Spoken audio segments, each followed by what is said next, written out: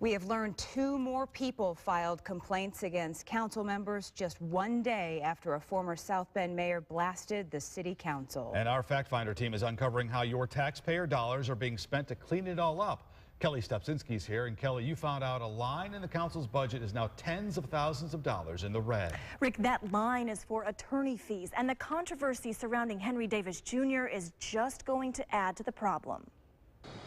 This is a major problem. Barbara Jewell laid out her complaints against Councilman Henry Davis Jr. and her concern about how much it's all costing in this letter to the council. Why should the taxpayer have to foot the bill for something that that a person does and representing the council? Like the first 9 complaints against Davis Jr., Jewell's will go before the Council Rules Committee.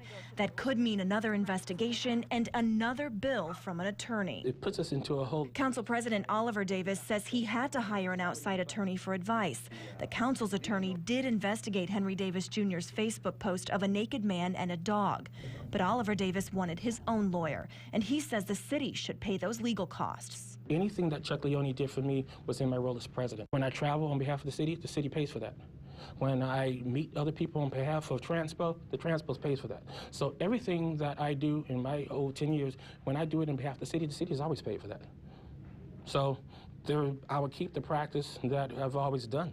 And so they have paid for other legal fees for me, and they will continue to. He says the money should come from the council's budget for outside legal advice. But I found out there's no money left because of the council's involvement in the South Bend police wiretapping case. Our attorneys get paid. An attorney handling that case recently sent the council a bill for $95,000. The city clerk says the council has paid that attorney $20,000, all the money they budgeted for outside legal advice.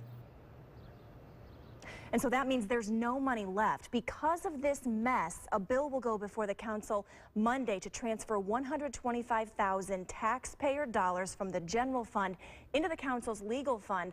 Oliver Davis apparently made that request just yesterday to appropriate that money. I've talked with 3 other council members, though, who told me they had no idea he was going to do that.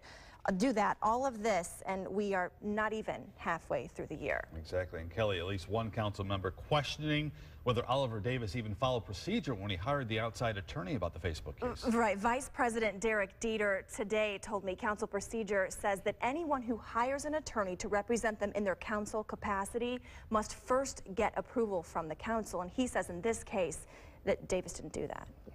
All right, Kelli, thanks very much. Well, South